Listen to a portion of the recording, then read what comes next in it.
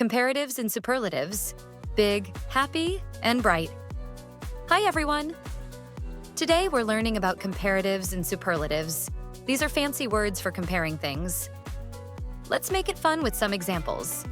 First up is big. Imagine this elephant is big. But what if I found an even bigger elephant? Then I'd say, this one is bigger. And if I found the biggest elephant in the world, I'd say, wow, this is the biggest elephant. See? Big, bigger, biggest. Easy, right? Next is happy. I'm happy right now because I love teaching you. But when I get chocolate, I'm even happier. And when I'm at a party, I'm the happiest of all. So it's happy, happier, happiest. Last one, bright. This flashlight is bright. If I turn on a bigger flashlight, it's brighter. And if I turn on the sun, okay, I can't do that. But it would be the brightest.